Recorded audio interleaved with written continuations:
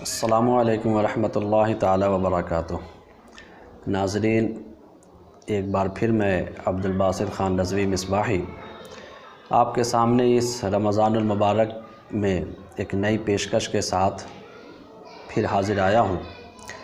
سب سے پہلے تو آپ تمام احباب کے لیے اور تمام عالم اسلام کے لیے دعا گو ہوں کہ اللہ تبارک و تعالی اس رمضان المبارک کو ہم تمام اہل ایمان کے لیے، اہل اسلام کے لیے خیر و برکت کا سبب بنائے، اور جو جہاں کہیں بھی اللہ تبارک و تعالی ان تمام کی حفاظت و صیانت فرمائے۔ آج سورہ بقرہ کی ہی ایک اور بڑی مشہور و معروف آیت شریفہ، جسے عام طور پر ائمہ کرام 5 وقتہ نمازوں میں زیادہ تلاوت کیا کرتے ہیں، اور بہت سارے پیغامات بھی اس کے دامن میں پوشیدہ ہیں۔ میں چاہوں گا کہ جہاں تک ممکن ہو سکے مختصر سے اس کلپ میں آپ تک پہنچانے کی کوشش کروں گا۔ اللہ تبارک و تعالی کلمات حق ہماری زبان پر جاری و ساری فرمائے۔ پہلے آیت شریفہ دیکھ لیتے ہیں۔ اللہ من الشیطان الرجیم، بسم اللہ الرحمن الرحیم۔ یا ایھا الذین آمنوا استعینوا بالصبر والصلاۃ ان اللہ مع الصابرین۔ اے ایمان والو، مدد چاہو صبر اور نماز سے، بے شک اللہ صبر کرنے والوں کے ساتھ ہے۔ ولا تقولوا لمن يقتل في سبيل الله اموات بل احیاء ولکن لا تشعرون۔ اور جو لوگ اللہ کی راہ میں قتل کیے جاتے ہیں انہیں مردہ مت کہو، بلکہ وہ زندہ ہیں مگر تمہیں شعور نہیں۔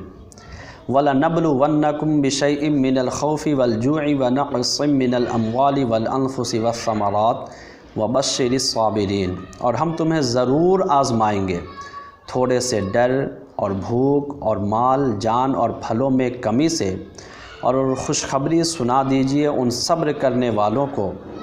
الذین اذا اصابتهم مصیبۃ قالوا انا للہ وانا الیہ راجعون۔ ان صبر کرنے والوں کو کہ جب انہیں کوئی مصیبت پہنچے تو کہیں بے شک ہم اللہ ہی کے لیے ہیں اور بے شک ہم اسی کی طرف لوٹنے والے ہیں۔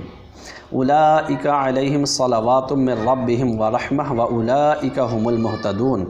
اور وہی لوگ ہیں جن پر بکثرت درود ہے ان کے رب کی طرف سے، اور وہی ہیں ہدایت والے۔ سبحان اللہ۔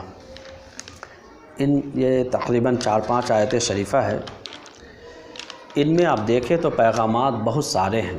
مسائل اگر دیکھیں آپ تو 4-5 مسائل کا خاص طور پر ذکر کیا گیا ہے، جو مسائل ان سے فقہاء کرام اخذ کرتے ہیں۔ ایک استعانت کا مسئلہ، صبر کا مسئلہ، نماز، شہید کے تعلق سے پیغامات، اور آزمائش، اس کی حقیقت کیا ہے اور کس کس اعتبار سے اللہ تبارک و تعالی اپنے بندوں کو آزمائش میں ڈالتا ہے، اسے آزماتا ہے، پرکھتا ہے کہ یہ جو اپنے ایمان کا دعویٰ کرتا ہے، مجھ سے اپنی محبت کا دم بھرتا ہے، میرے محبوب کے تعلق سے اپنی محبت نچھاور کرتا ہے، تو کیا واقعی یہ اپنے دعوے میں 100% سچا بھی ہے؟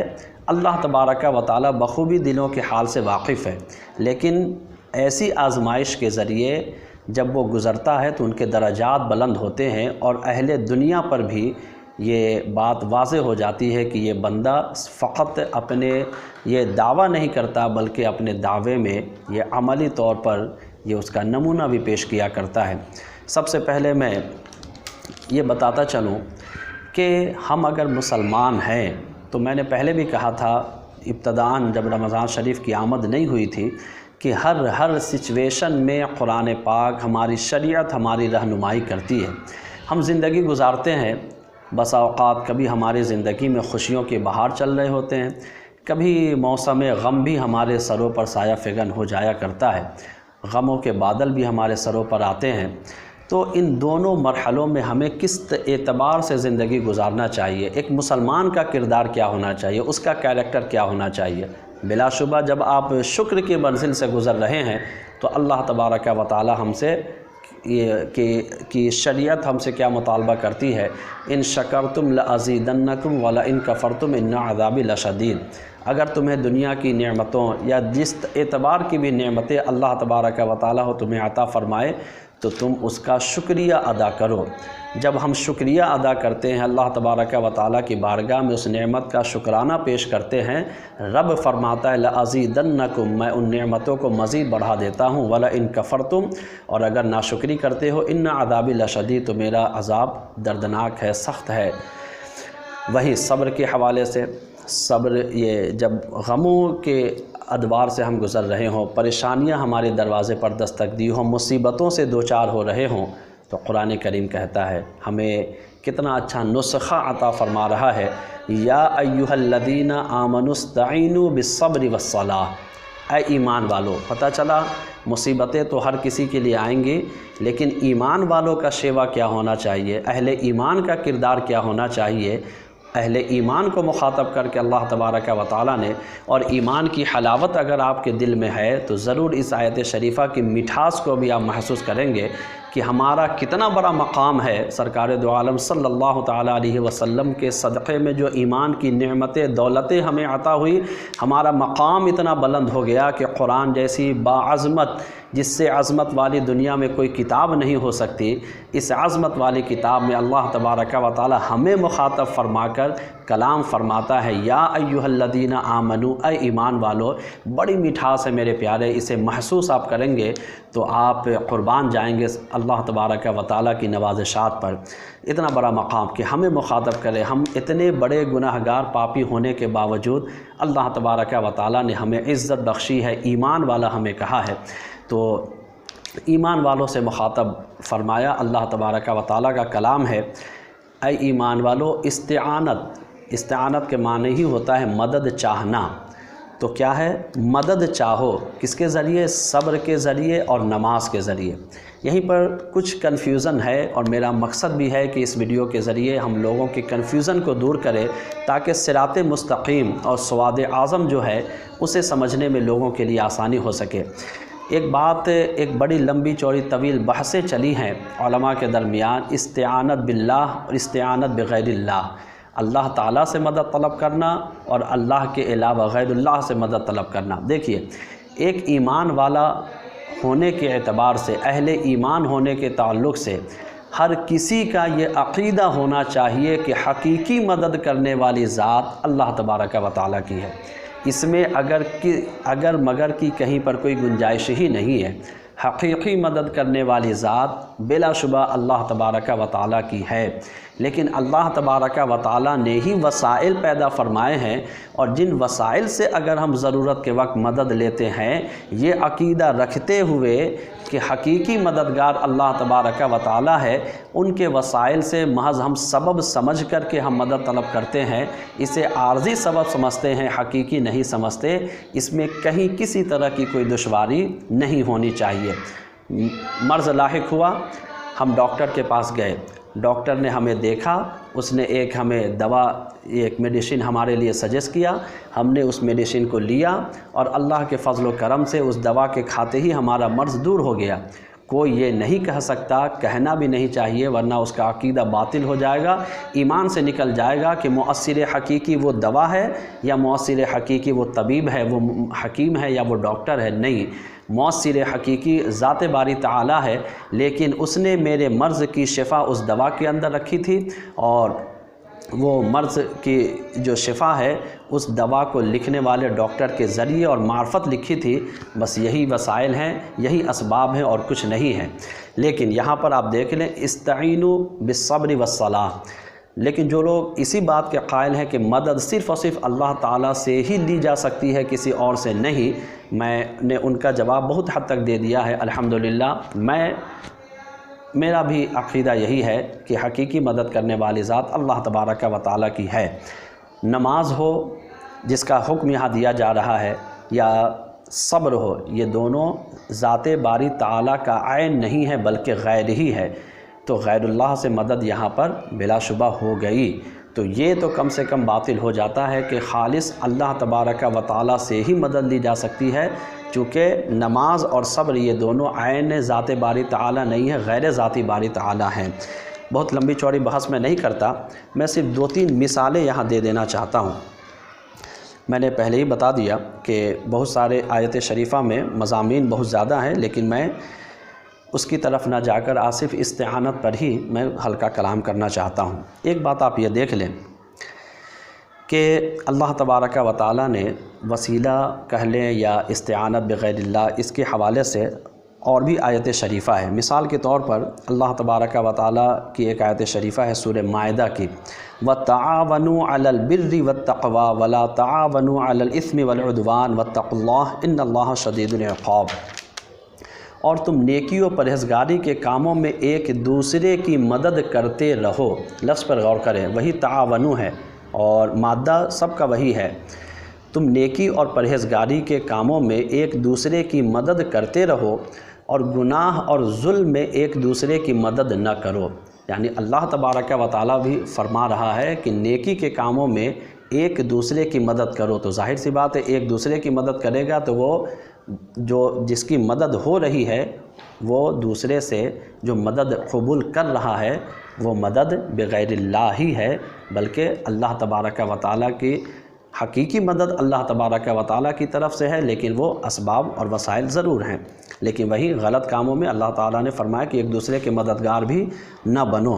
اب جلدی جلدی قرآن کریم کی ایک دو آیت شریفہ اور سورہ یوسف سے آیت شریفہ کہ حضرت یوسف علیہ السلام کی جدائی میں آپ کے والد گرامی حضرت یعقوب علیہ السلام جو خود پیغمبر ہیں، اللہ کے مقدس نبی ہیں، اتنا روئے کہ آنکھوں سے ان کی بینائی رخصت ہو گئی۔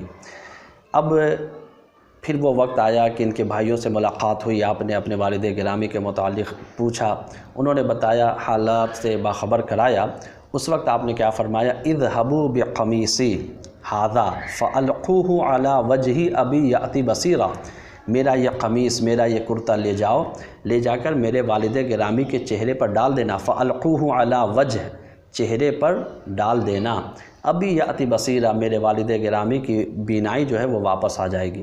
اب آپ دیکھ لیں، کرتا بذات خود کیا یہ مددگار ہو سکتا ہے؟ نہیں ہو سکتا ہے، لیکن اس میں حضرت یعقوب علیہ السلام کی کھوئی ہوئی بینائی کے واپس آنے کا جو ذریعہ اور سبب اللہ تبارک و تعالیٰ نے بنایا۔ تو کوئی یہ نہیں کہتا، میں یہ نہیں مانتا کہ اس کرتا نے بذات خود بینائی واپس کر دی ہے، بلکہ بینائی واپس کرنے والی ذات اللہ تبارک و تعالیٰ کی ہے۔ سبب کون بنا ہے؟ یہ کرتا بنا ہے۔ اور آگے چلے، یہ سورہ یوسف کی آیت شریفہ سے میں نے پیش کیا ہے۔ سورہ نمل 19ویں پارے میں بڑا مشہور واقعہ، وہ بھی حضرت سلیمان علیہ السلام نے، وہ شہر سبا کی رانی تھی بلقیس یا غالباً بلقیس، جو بھی ہو، دونوں پڑھا جا سکتا ہے فتح اور زیر کے ساتھ۔ تو وہاں کی جو رانی تھی اسے آپ نے لیٹر لکھا، اسلام کی دعوت دی، تو اس کا ایک بہت بڑا تخت تھا، تو اس کو منگانے کے لیے آپ نے مدد کس سے لی ہے؟ آپ نے باضابطہ اپنے وہ مجمع عام میں آپ نے صدا لگائی۔ اس کے بعد آپ کے جو وزیر تھے حضرت عاصم بن برخیا، انہوں نے کہا کہ میں پلک جھپکنے سے پہلے آپ کے دربار میں اسے حاضر کر دوں گا۔ وہاں آپ نے اس سے اللہ کے نبی ہو کر اپنے عمل سے دنیا والے کو یہ پیغام دے رہے ہیں کہ جو ایک کام تھا، بڑا اہم کام تھا، آپ یہ اجاگر کرنا چاہتے تھے کہ وہ جب وہ یہاں آ رہی ہے تو اس کے آنے سے قبل اس کے دربار کا جو اتنا وزنی اور اتنا بڑا جو تخت ہے، وہ تخت میں اس کے آنے سے پہلے میں اپنے دربار میں حاضر کر دوں، ایک سرپرائز کے طور پر۔ تو اس کے لیے آپ کے ایک وزیر حضرت عاصم بن برخیہ آگے آئے اور انہوں نے پلک جھپکنے سے پہلے یہ عمل کر دکھایا، جس کے بعد آپ نے خوش ہو کر فرمایا تھا ھذا من فضل ربی۔ آپ نے وہاں پر بھی اس عقیدے کا کینڈم کیا ایک طرح سے کہ کوئی یہ نہ سمجھ لے کہ یہ طاقت پرسنلی اس کی ہے، نہیں، ھذا من فضل ربی، یہ تو میرے رب کا فضل ہے اور میرے رب کی عطا سے یہ ممکن ہو پایا ہے۔ اور بھی آیت شریفہ ہے اسی طرح، حضرت یہ سورہ آل عمران آپ پڑھیں، اس میں حضرت مریم علیہ السلام کہ بے موسم پھل ان کے یہاں موجود ہو جاتا تھا، جسے دیکھ کر کے حضرت زکریا علیہ السلام نے وہاں جا کر دعا بھی مانگی ہے اور وسیلے سے دعا مانگی، اللہ تعالیٰ نے قبول بھی فرمایا۔ خوشخبری دی گئی، فنادتہ الملائکۃ وہو قائم یصلی فی المحراب ان اللہ یبشرک بیحییٰ، یحییٰ کی تجھے خوشخبری سنائی جاتی ہے۔ ایک حدیث پاک میں پیش کر دیتا ہوں اور میں اپنی گفتگو ختم کرتا ہوں۔ یہ تمام احادیث اور یہ قرآن پاک کی آیات میں نے فقط اس واسطے پیش کیا ہے کہ لوگ الجھن کے شکار نہ ہو جائیں۔ میں نتیجے کے طور پر 2 لائن بولوں گا، اس سے پہلے آتے یہ حدیث پاک آپ سن لیں۔ حضور علیہ السلام کے دربار میں ایک نابینا صحابی نے درخواست کی کہ یا رسول اللہ آپ دعا فرما دیں کہ اللہ مجھے بینائی عطا فرما دے۔ آپ نے فرمایا جاؤ اس طرح دعا کرو۔ الفاظ کیا ہیں وہ آپ غور کریں گے۔ اللہم انی اسألک و اتوجہ الیک بنبیک محمد النبی الرحمہ یا محمد انی اتوجہ بک الی ربک ان یکشف عن بصری اللہم شفعہ لی۔ اے اللہ میں تجھ سے سوال کرتا ہوں اور تیرے دربار میں تیرے نبی رحمت کا وسیلہ لے کر حاضر ہوں، تیرے نبی رحمت کا وسیلہ لے کر حاضر ہوں۔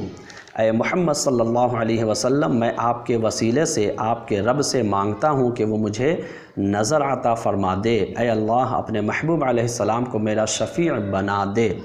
صحابی نے دعا کی اور اللہ نے اپنے حبیب علیہ السلام کے واسطے اور وسیلے سے ان کی دعا کو قبول فرمایا کہ انہیں بینائی نصیب ہو گئی۔ سبحان اللہ۔ میں آخری بات یہ کہہ دیتا ہوں، استعانت صرف اللہ ہی سے کی جائے گی، مدد صرف اللہ ہی سے طلب کی جائے گی، لیکن اس کے لیے وسیلہ ضروری ہے، اسباب وسائل ضروری ہیں۔ اگر وسیلہ ہی کو غیر اللہ سے استعانت کہا جائے تو یوں کہیے کہ استعانت باللہ کے لیے یعنی اللہ تعالیٰ سے مدد حاصل کرنے کے لیے استعانت بالغیر ضروری ہے۔ پیاس اللہ تعالیٰ ہی بجھاتا ہے لیکن ہمیں پانی پینا پڑے گا، بھوک اللہ تعالیٰ ہی مٹاتا ہے لیکن کھانا ہمیں رزق لینا پڑے گا۔ تو یہی اسباب ہیں، یہی وسائل ہیں، اور اسے یہ نہیں کہا جائے گا کہ یہ شرک کے دائرے میں چلا گیا کہ اللہ تعالیٰ کو چھوڑ کر غیر اللہ سے مدد طلب کی جا رہی ہے۔ اب اسی اثنا میں غیر اللہ سے جب نماز کے ذریعے لی جا سکتی ہے، صبر کے ذریعے مدد طلب کی جا سکتی ہے، تو اللہ تعالیٰ کے وہ مخلص بندے جنہوں نے اپنی ذات کو اللہ کی عبادت، اللہ کی یاد میں فنا کیا ہے اور اللہ کا قرب جنہیں حاصل ہو چکا ہے، بلا شبہ وہ مقرب بارگاہ اللہ تعالیٰ کی بارگاہ کے مقرب بندوں کے وسیلے سے بھی رب کی بارگاہ تک پہنچا جا سکتا ہے، استعانت کی جا سکتی ہے۔ اللہ تبارک و تعالی ہم تمام کو صراط مستقیم پر چلائے اور ہم تمام کو اپنی حفظ و امان میں رکھے۔ السلام علیکم ورحمۃ اللہ تعالی وبرکاتہ۔